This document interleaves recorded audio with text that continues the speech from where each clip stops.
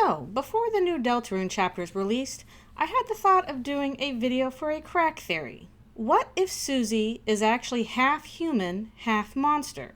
However, I was already pretty busy with plenty of other projects, and I figured, hey, this is a crackpot theory. It'll probably get debunked real fast with the new chapters anyway. I won't worry about it. And then this happened. So, yeah, hell with it. Let's talk about it. Before we can even get into that, there's another question that needs answering first. In Deltarune's universe, would that even be possible? Unfortunately, there isn't much in the way of a solid answer we can give here. Honestly, you can talk yourself in circles trying to work out what is going on with monsters and blood. Our primary point of comparison is Undertale, where I think I can say with certainty that someone being half human and half monster would be impossible. Monsters and humans are fundamentally different from one another in this universe. Humans are physical beings with significantly stronger souls that can persist after death. Monsters, meanwhile, are mostly magical, with far weaker souls that are tied very closely to their bodies. They immediately poof into dust upon death. These mechanics are essential to Undertale's gameplay and plot. They're how the human child can take down the king of monsters with nothing but a stick, and why the amalgamates are so upsetting. And this physiological difference would make half-human monsters impossible. But what about Deltarune's universe? It's safe to say that the rules are very different, but the specifics still seem up for debate. The main point of contention is whether or not monsters have blood in Deltarune's universe, since they seem to all lack it in Undertale, with one notable exception, while blood is a hallmark of being a human with a physical body. There are a ton of little tidbits to find here and there, and the sources are not often reliable. Susie says that everyone bleeds. Is that actually true, or is it just her personal experience? Is the warrior being literal when yelling, "My blood is boiling for battle," or is he just a weirdo that's using an expression? Is the bunny child you can talk to at the apartments correct when asking Krisk if it hurts to be made of blood, or are they just a little kid who doesn't really get how the world works? Does Lancer know what blood is with his bucket to catch the blood in because it's typical of all Lightners, or just humans? If monsters are familiar with blood, why did no one clean the blood stain in Chris's room until Susie points out how to do so? Would Toriel just leave that uncleaned if she knew how to clean it? If monsters do bleed normally, why would they also poof into dust upon death when that was a result of monsters having magical bodies in Undertale? Was Susie's shock upon finding the case containing Gerson's remains because of the realization that Gerson was dead, or because she had never seen a monster grave object before, or both? How do you account for some outlier monsters that definitely would not have blood, like ghosts, slimes, or fire elementals? Do the lyrics referencing blood in Raise Up Your Bat indicate anything about monsters specifically?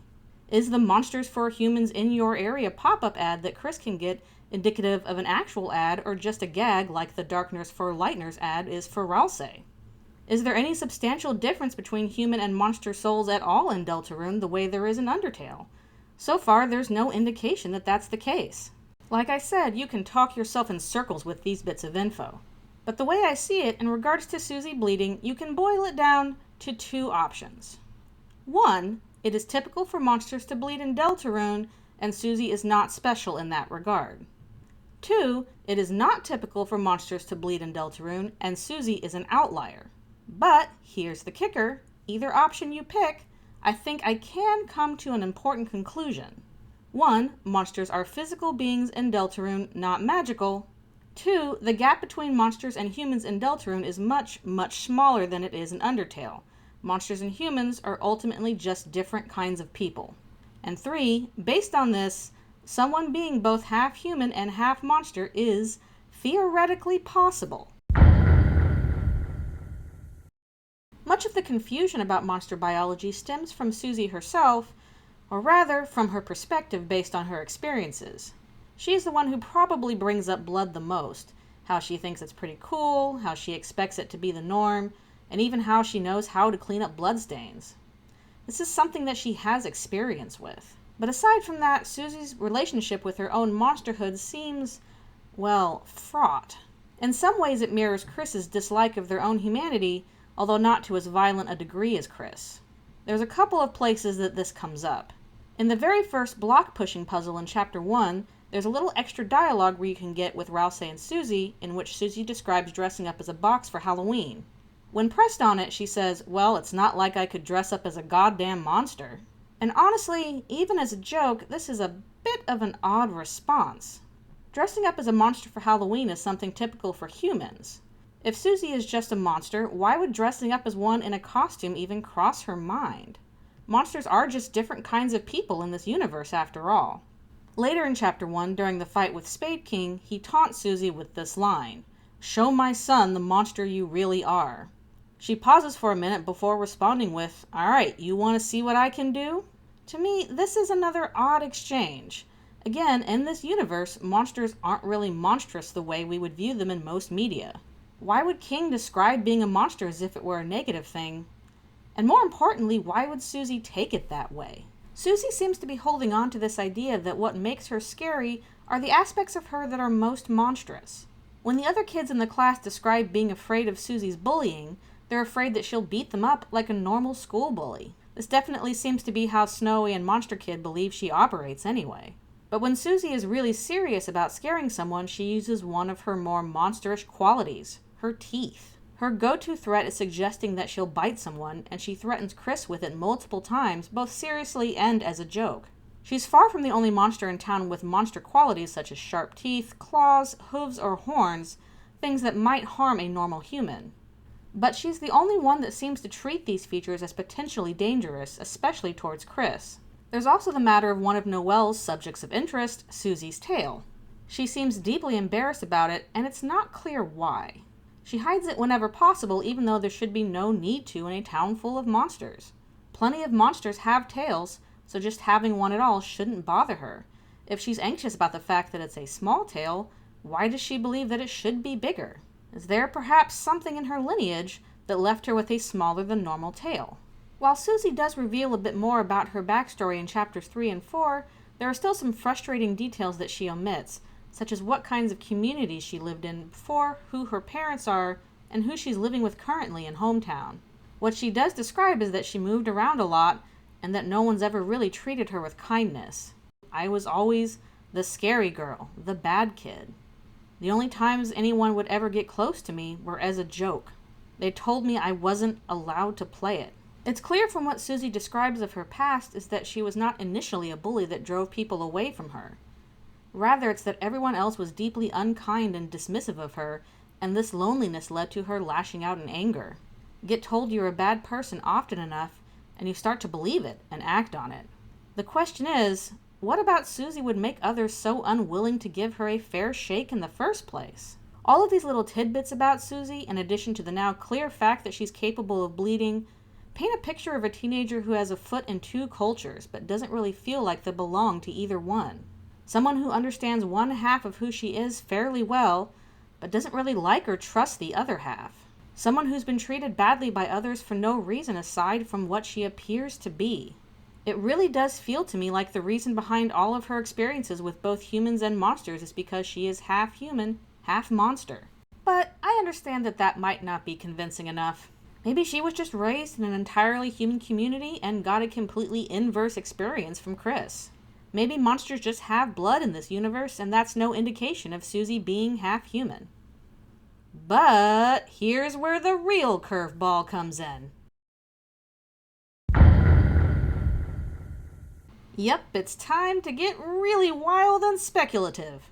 Folks who are big into theorizing probably knew this would get mentioned eventually. There's one other monster that we see bleeding in Undertale and Deltarune, and it's Sans in the final moments of his boss battle in the No Mercy route.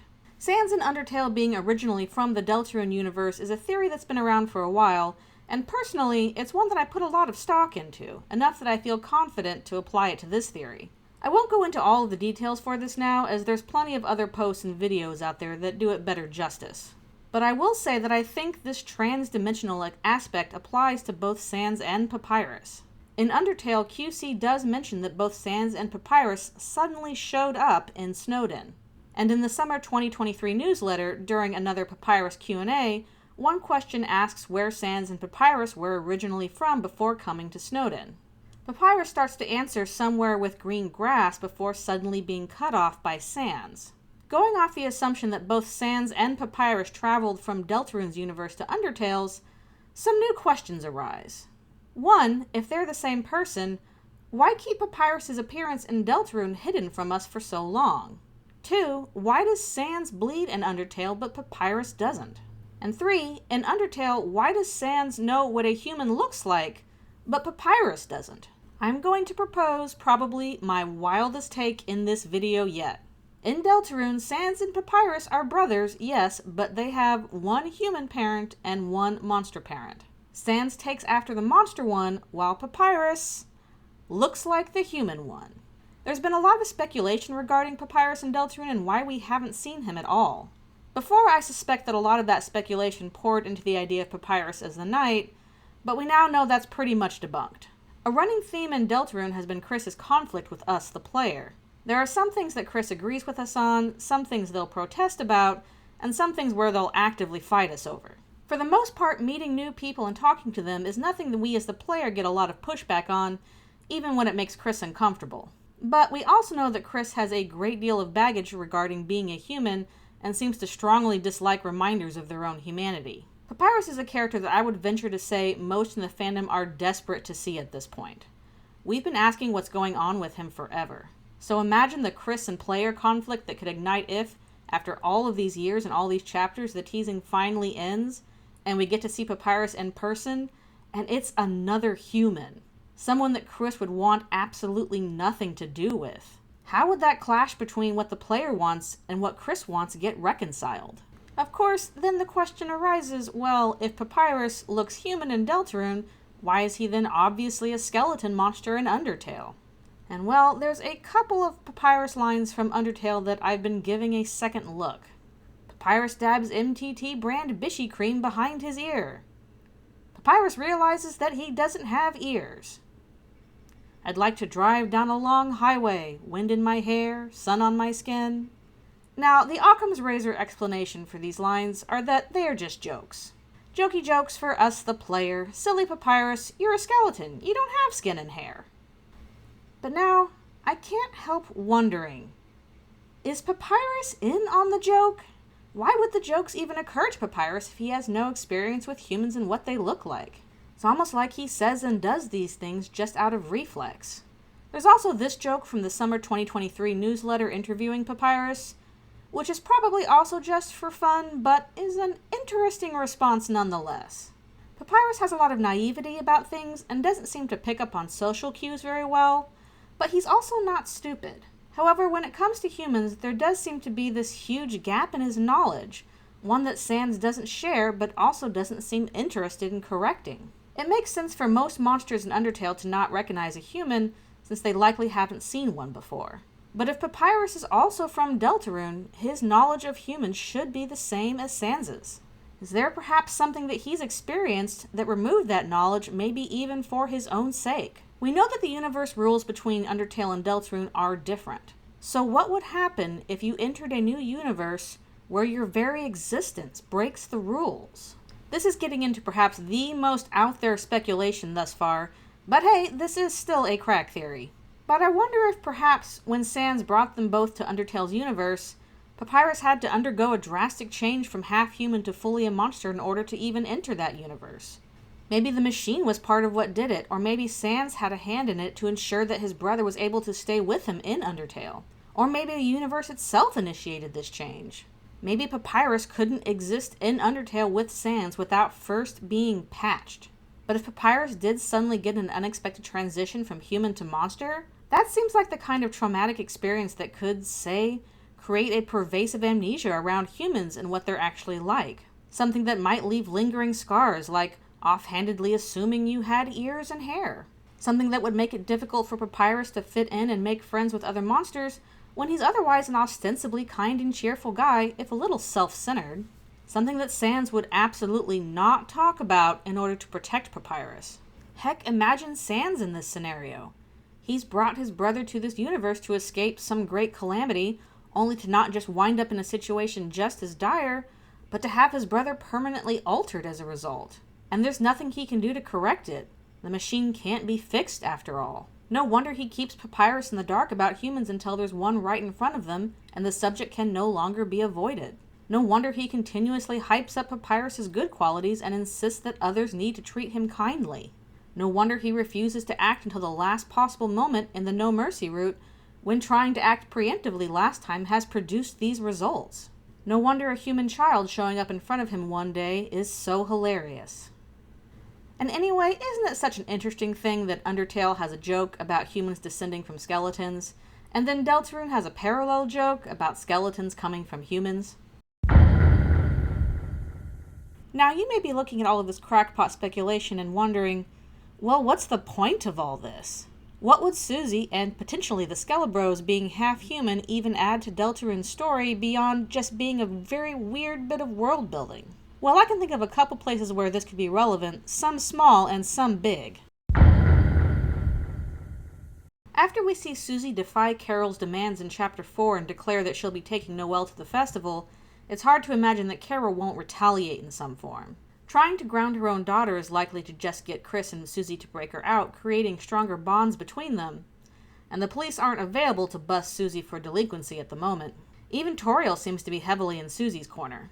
But Carol might have some knowledge of Susie's parentage or be able to easily access it. It seems like she keeps an iron grip on the town. She likely has access to things like apartment leases or adoption papers from when Susie and her parents or guardians moved to hometown. Whatever hope Susie has growing in her heart now, she still does not feel comfortable revealing anything about her family to her friends, and this is something that could be used against her. Carol could play that card and reveal Susie being half-human as a means to remind her that she is an outcast that doesn't belong with any community. While sure, Noelle would not care about that aspect of Susie, Susie is only just starting to feel like she belongs, that she's really been picked out as someone capable of good. Carol using this aspect of her family life to push back with the idea that she is inherently bad and unwanted, that she does not belong here and does not deserve real friendship, could be a truly devastating blow to Susie. Now, before you all panic, no, I don't think that Chris is secretly half monster. The game has gone to great pains to emphasize Chris's humanness. It really seems to be one of the driving forces of angst for them. Chris wishes that they were a monster just like their adoptive family, tries to make themselves look like one during their childhood, and tries to avoid or stamp out any reminder that they are human. Which is why it could be very important to their development if Susie was partially human. Chris greatly looks up to Susie and appreciates her, and I don't think it's a stretch to say that much of that admiration stems from her being a cool monster in their eyes. Like with Asriel, Susie is a lot of what Chris wishes they were. So, what would it mean for Chris to learn that this monster they're friends with and care about has some amount of human in them too? Perhaps if their character develops enough towards it, they can then see that the parts of themselves they dislike are also a part of the people they deeply care for. And in seeing that, to learn how to forgive themselves for being human. Chris can't change what they are any more than Susie could change what she is. But they could, at the very least, see some of themselves reflected in the people they care about, and in turn, learn to care for themselves as well. These last chapters have definitely driven home a very important theme about challenging fate, even when it seems completely impossible. There's a sentiment now going around that perhaps Susie was never intended to be part of that original prophecy, and that her taking that spot as one of the destined heroes will be what's necessary to finally avoid a tragic outcome. It's an idea that I think has a lot of merit. What if the human, the monster, and the prince from the dark that Rousey describes in his original prophecy are not actually the people we've been led to believe they are? Fate seems to be tied so strongly to the roles these various characters are supposed to play. Things will happen as predetermined because you were made to act out this part. But does any one person in the story really only have one set role? Are they a hero or a villain? Is he an object or a person? Is she a human or a monster? Why can't they be both at once? Why can't they be even more things? And in fact, by being more than one thing, don't they then stand as best suited to defy fate and change the story that's supposedly already been set out for them? I really like to think so. And, well, that's the idea. If you were looking for a lot of hard evidence proving that Susie is definitely half-human, then I don't think you'll be finding that here or anywhere else, at least until the next chapters. It is a crack theory, but funny enough, it's one that I feel like has only grown on my brain more with these new chapters. I think it has the potential to answer a lot of questions regarding character backstories and motivations across both Undertale and Deltarune. But in the extremely likely event that it gets the legs kicked out from under it next chapter, it's still a lot of fun to speculate in the meanwhile. In any case, I had fun making this video, and I hope that you had fun watching it. This sort of edited video is definitely outside of my usual wheelhouse, so I hope you forgive my amateur mistakes. If you've got your own thoughts on this theory, feel free to let me know in the comments below. Usually my time is spent in the Undertale and Deltarune fandoms making fan art and long-form fan comics. You might know me from Dogs of Future Past and Paper Trail, and my current long-form project is Eldritch Rune, which is a Dark Deltarune AU. Feel free to subscribe to me here on YouTube or follow me on my Tumblr, Blue Sky, and Twitch for more of what I make. Once again, thanks so much for watching, and I hope that you have a lovely day.